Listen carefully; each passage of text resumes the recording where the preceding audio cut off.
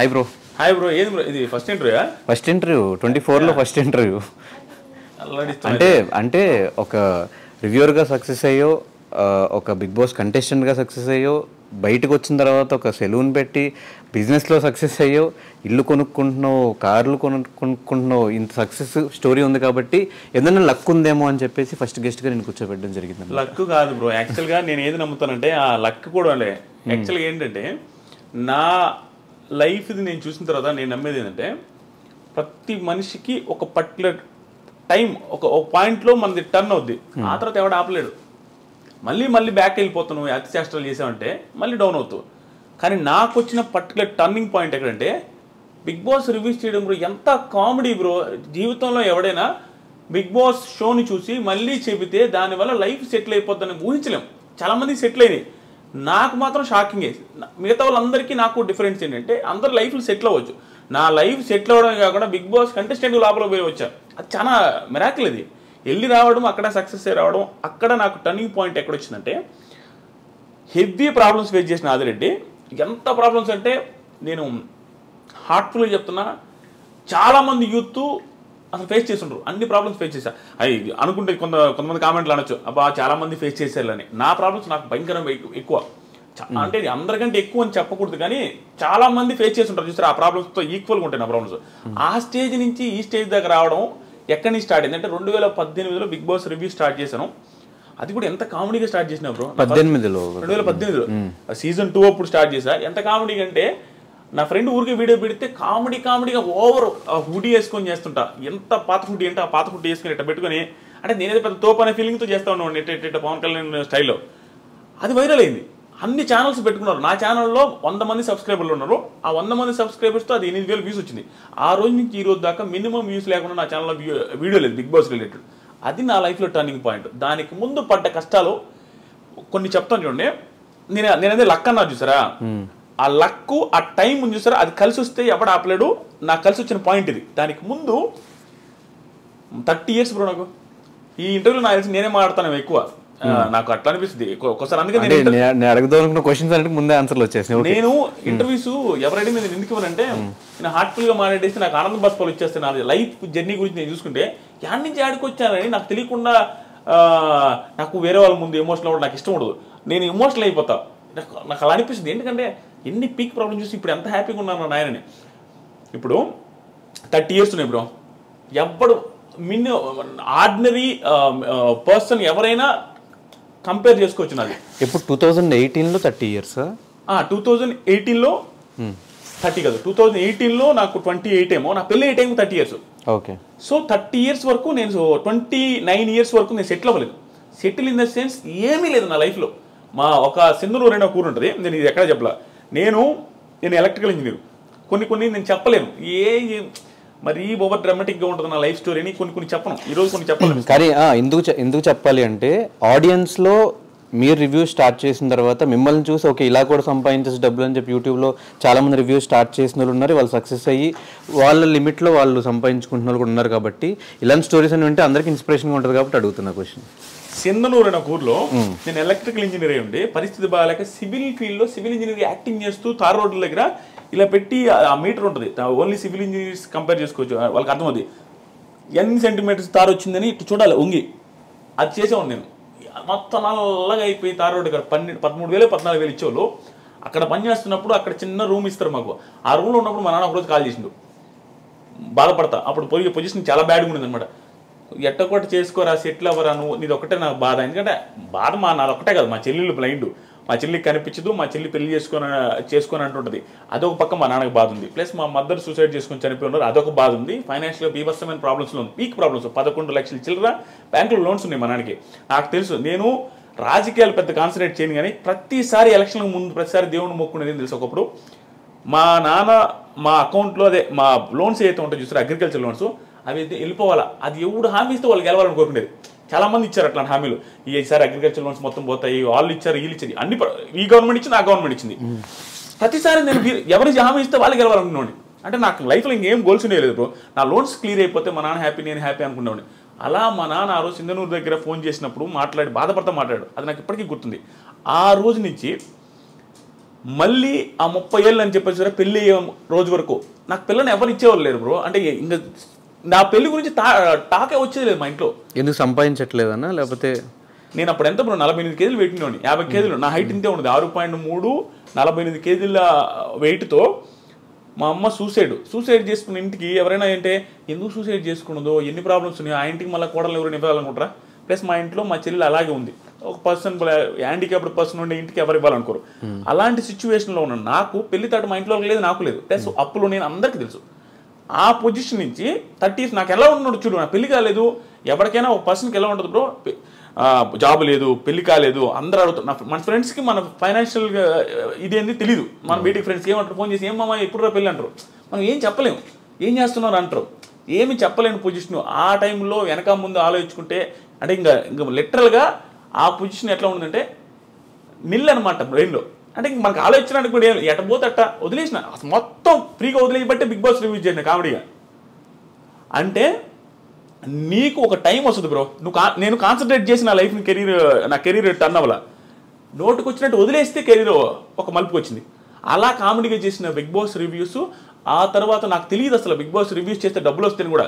30,000 subscribers ఎంతో monetise చేశారు.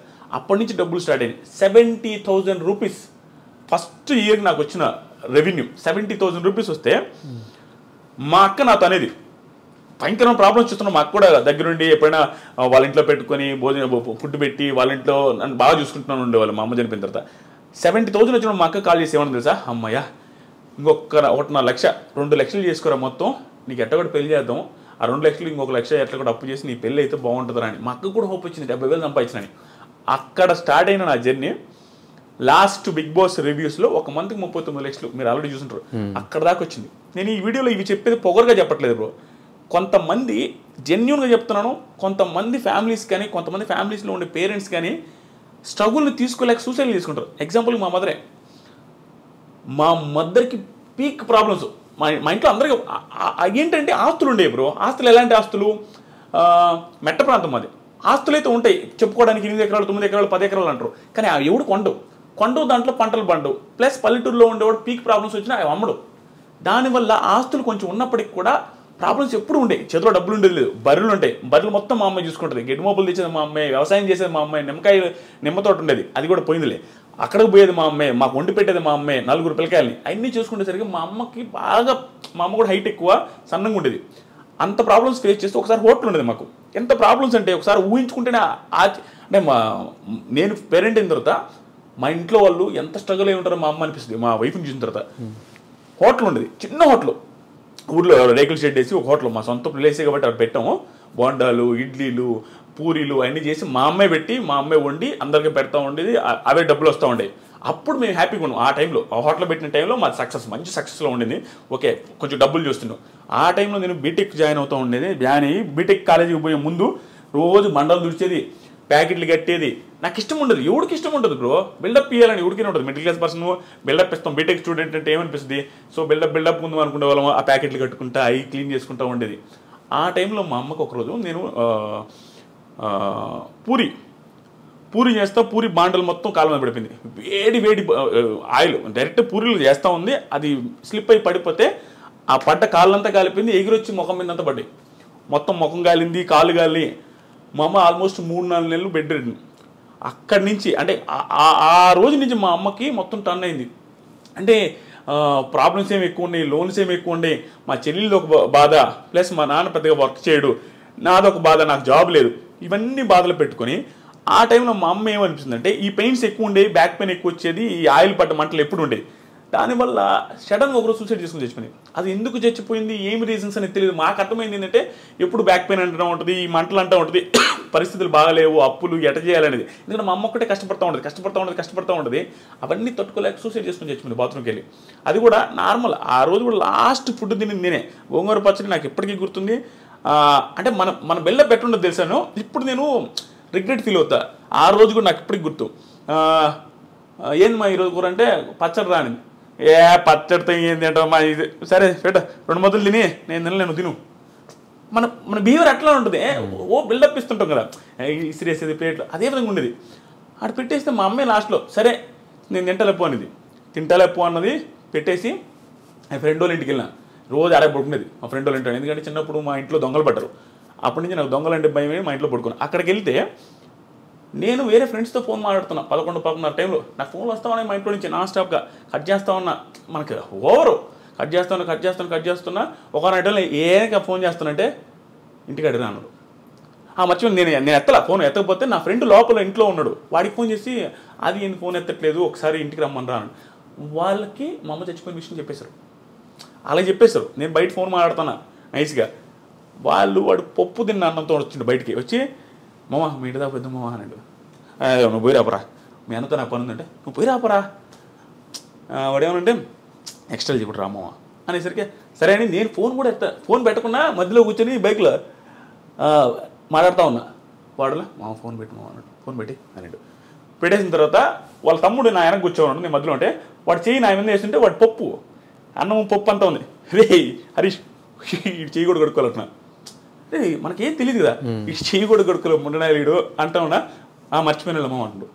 పోతే మా అమ్మ మా ఇంటి చుట్టూ జనాలు ఉన్నారు, ఏంది వీళ్ళందరూ ఈ టైంలో ఉంటే ఏమన్నా గొడవ అయింది ఇంట్లో ఎందుకు ఏంటి అసలు. పోగానే మా అమ్మని బయట తెచ్చున్నారు, గుండెల మీద వస్తూ ఉన్నారు. అబ్బా నాకు అంటే నేను ఉన్నాను బతుకుంది అనుకున్నా ఎంత. అప్పుడు ఇంకా వెంటనే చూడగానే చచ్చిపోయింది. నేను మిద్ది మీద బీభత్సంగా ఏడ్చిపోవడానికి ఆ రోజు నుంచి దాదాపు 1 మంత్ నేను ఫుల్ స్ట్రగుల్ అయిపోయినా. యాక్చువల్గా నేను బాధపడ్ను, ఓ అమ్మ నేను ఎమోషనల్ అయిపోతా స్వామి నిజంగానే. యాక్చువల్గా నేను బాధపడ్ను. ఆ టైంలో నా బాధ అంటే తెలిసింది, అంటే వెరీ రెక్లెస్ క్యాండిడేట్ బ్రో. అంటే రెక్లెస్ అంటే మనకి ప్రేమ ఉంటుంది, చాలా మంది పిల్లకాయల దగ్గర యూత్ దగ్గర ఉండేది ఇదే, అమ్మన్న నాన్న ఇష్టమే, తెలియకుండా కోపాలు ఎవరి మీద చూపించలేక ఇంట్లో సిరీస్లు కొడతా ఉంటారు ప్లేట్లు. నేనంతే, పప్పుచారు అంటే ఇష్టం, పప్పుచారు చేయకపోతే నేను ప్లేట్ ఇస్తుండేది, ఏంది కూరలు ఎప్పుడు ఇదేనని. పరిస్థితులు బాగాలేవు, అది మనకు తెలిసినా కూడా బిల్డప్ ఇస్తుంటాం. ఆ సిచ్యువేషన్ అప్పుడు నాకు అన్నీ గుర్తొస్తుంది, ఎంత ఓవర్ చేసాము రా అని. కానీ నిజంగా చెప్తున్నా బ్రో, మా అమ్మ చనిపోయే ముందు 2 months 2-3 months మా అమ్మని భయంకరంగా అర్థం చేసుకుంటాను. చెప్పిన ప్రతి మాట వినేవాడిని.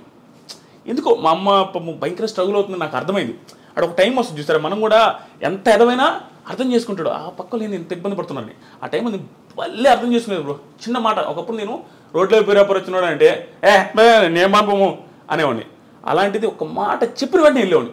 మా అమ్మకి భలే ఆనందం, నేను ఒక్కని ఎంత బాగా వింటున్నాడు అనే ఫీలింగ్లో ఉండేది. కానీ సడన్గా చేసుకునేసరికి మాకు ఎవ్వరికి అర్థం కాలేదు. అది ఎట్లా అంటే బాత్రూమ్ రేకులు బాత్రూము, మా అమ్మ 5.7 5.8 ఉంటుంది, ఆ ఎత్తు 5.9 ఉంటుంది అంతే. ఆ బాత్రూమ్ అంటే మనిషి ఊరేసుకొని ఏలాడాలంటే కాలు తగులుతుంటాయి. ఎలా ఎంత ఇబ్బంది పడి ఊరేసుకున్నదని మాకు ఇప్పటికీ ఆశ్చర్యంగా అనిపిస్తుంది, ఎంత పెయిన్ ఉంటే బాధపడద్దని. ఈ సుత్తంతా నేను ఎందుకు చెప్తున్నా అంటే, సుత్తి కాదు, చాలా మందికి ఇది ధైర్యాన్ని ఇవ్వాలి నాకు. ఆ పొజిషన్ నుంచి మా అమ్మ లైఫ్ మారదులే, ఇంకా నా జీవితమే ఇంతే అనుకుని సూసైడ్ చేసుకుంటే, అంటే నేను ఇంకా నా లైఫ్ మారదు అనుకుంటే, నేను ఇప్పుడు 20 మంది లైఫ్లు మారుస్తున్నా. నేను సెలూన్ పెట్టి నా సెలూన్లో 20 మంది పనిచేస్తున్నారు, నా చుట్టూ 5-6 మంది ఉంటారు, వాళ్ళ లైఫ్లు నేను చూసుకుంటూ ఉంటాను. ఇన్ని లైఫ్లు నేను మారుస్తుంటే మా అమ్మ లైఫ్ మార్చలేను అనుకున్నది. హోప్లెస్గా అయిపోయి సూసైడ్ చేసుకుని చచ్చిపోయింది, ఇంకా ఆనందం ఉంటుంది. అదే మా మదరు సూసైడ్ చేసుకోకుండా ఎదిరించి పోరాడి ఇక్కడ దాకా ఉండుంటే ఈరోజు మా మదర్ ఉన్నప్పుడు నా సక్సెస్ ఇంకా ఎక్కువ ఉండేది కూడా, ఆనందంలో ఇంకా హ్యాపీగా ఉండదు. ఇప్పుడు మేము వీడియో చేస్తున్నాం, మా అమ్మ మదర్ కూడా మా వీడియోస్లో ఉండుంటే ఇంకా ఎంత బాగుంటుంది. ఇవన్నీ ఆలోచించుకుంటుంటే నాకు అనిపిస్తుంది, ఒరే నాయన సూసైడ్ ఎందుకు చేసుకుంటారో, నా లైఫే బెస్ట్ ఎగ్జాంపుల్. అసలు టర్నింగ్ పాయింటే ఉండదు, హ్యూజ్ ప్రాబ్లమ్స్ కానీ మా అమ్మ సూసైడ్ చేసుకున్నది. నా లైఫ్ ఈరోజు ఎట్టుంది, ఏ రకంగా ఉంది. మా ఊర్లో ఇంకొక ఎగ్జాంపుల్ నేను క్వశ్చన్ కూడా అడగా, నాకు మా ఊర్లో చిన్న ఎగ్జాంపుల్ చూడండి లైఫ్ మారడానికి. నేను జస్ట్ ఒక ఇంగ్లీష్ మాట మాట్లాడితే యా అన్నా, ఒకరి ముందు ఏదో అడిగితే యా అంటే మేము కానీ మెతుకులేదు కానీ ఇంగ్లీష్ రా నీకు అన్నారు. నేను 10th చదివేటప్పుడు ఆ పొజిషన్ అట్లుండేది మాకు. ఆ రోజు నుంచి నా దగ్గర అప్పు తీసుకుని 10,000 ఎగ్గొట్టారు. అది అక్కడ దాకా వచ్చి ఇవన్నీ మా అమ్మ చోళ్ళ అయిపోయింది. ఇప్పుడు ఇంట్లో వాళ్ళకి ఎట్ట బ్రో, పల్లెటూరు ఆడవాళ్ళకి ఎట్ట, మా కొడుకు 30,000 శాలరీ అయితే 50 చెప్పుకుంటారు, అదే వాళ్ళకి ఆనందం. ఇవన్నీ మా అమ్మ చూడలేకపోయింది. ప్లస్ బంగారం ఉండేది లేదు, ఏ పెళ్ళిళ్ళకి పోయినా మా అత్తోళ్ళ దగ్గర తీసుకుని పోయేది. ఆ పొజిషన్ నుంచి ఈరోజు ఏమైనా కొనిచ్చే పొజిషన్ చూడలేకపోయింది. అందుకని ఆవేశపడకూడదు మనిషి. ప్రతి ఒక్కడికి నేనే సక్సెస్ అయినా బ్రో, నా దగ్గర టాలెంట్ లేదు, నేను జెన్యూన్గా ఒప్పుకున్నా, నా దగ్గర ఏ టాలెంట్ లేదు, మాట్లాడతా అంతే, ఏది హార్ట్ఫుల్గా మాట్లాడతా, ఏది అనిపిస్తే అది మాట్లాడతా. టాలెంట్ లేని నేనే పెద్దగా చదివాను కూడా కాదు, ఓకే ఏదో వచ్చాయి. అలాంటి పర్సన్ నేనే సక్సెస్ అయిపోయి నా లైఫ్ మా ఫ్యామిలీ లైఫ్ మార్చేస్తే ఎంతోమంది బీభత్సమైన టాలెంట్ ఉంటుంది, వాళ్ళు ఎందుకు చచ్చిపోవాలా, వాళ్ళు ఎందుకు సూసైడ్ చేసుకోవాలి, నాకు అర్థం కాలే. నువ్వు వెయిట్ చేయి, బిగ్ బాస్ తుప్పాస్ బిగ్ బాస్ చాలా మంది ఆ షోని తిట్టుకుంటూ ఉంటారు, ఇప్పుడు తెలియదు ఉంది అది ఒక షోనా అంటారు. ఇన్ని చెప్తుంటే ఆ షో ఒక లైఫ్ మార్చింది, ఒక ఫ్యామిలీ లైఫ్ మార్చింది, మా తరాన్ని మార్చింది. ఇక్కడ నుంచి మా తరం స్టార్ట్ అయిపోద్ది, మా ఒక జనరేషన్ మార్చినట్టే. దాంతోపాటు నా చుట్టూ ఉండే 20 మంది బతుకుతున్నారు, దీంట్లోనే కెరీర్ ఎత్తుక్కోగలిగిన టైం వస్తే అన్ని కలిసి వస్తే. అలాంటిది వేరే వాళ్ళు ఎందుకు ఎత్తుకోలేరు, చదువుకొని బాగా చదువుకున్న వాళ్ళు. సో నేను ఈ ఇంటర్వ్యూలో కానీ ఎక్కడొచ్చినా నేను ఈ పాయింట్ నా జీవితం మొత్తం చెప్తా ఉంటా, సూసైడ్లు చేసుకోవద్దు. ఏ లైఫ్ ఏ టైంలో నీకు రోడ్డు మీద ₹1 దొరుకుతుందో తెలియదు. నీకు ఏ పిల్ల నిన్ను నచ్చి ఆ పిల్లకి 100 కోట్లు ఉంటే నీకు తెలియదు. నీకు ఎక్కడైనా చేంజ్ అయిపోవచ్చు, నీ లైఫ్ మొత్తం డిజాస్టర్ నుంచి హై క్లాస్లోకి వెళ్ళిపోవచ్చు. ఆ హోప్ ఉంచుకోండి, ఎవడు చచ్చిపోవద్దు. నీకు నిజంగా చచ్చిపోవాలనిపిస్తే, నీకు అసలు నీ పరిస్థితి బాగాలేదంటే ఆకలితో చచ్చిపోయి కావాలంటే ఇది వెయిట్ చేయి లాస్ట్ రోజు దాకా ఏది దొరకపోవచ్చు, నువ్వు ఎట్టగా చచ్చిపోతావు. అంతే, నీకు నువ్వు చచ్చిపోవాల్సిన అవసరం లేదు. నువ్వు తట్టుకోలేకపోతే అది ఆటోమేటిక్గా అయిపోద్ది, చచ్చిపోవద్దు. అది నేను అనుకునేది. ఆ పొజిషన్ నుంచి ఈ పొజిషన్ దాకా వచ్చి చూసారా, నేను ప్రతిసారి చాలామందికి చెప్పేది అంటే, నేను నా ప్రాబ్లమ్స్ ప్రతిసారి చెప్తుంటా. ఎందుకు తెలుసా, నాకు ఇప్పుడు ప్రాబ్లం ఉందని నేను చెప్పట్లా. నేను డైరెక్ట్గా చెప్పే కదా 33 లక్షలు ఒక నెలలో వచ్చినాయి, నాకు ప్రాబ్లం లేవు, సింపతి కాదు ఇది.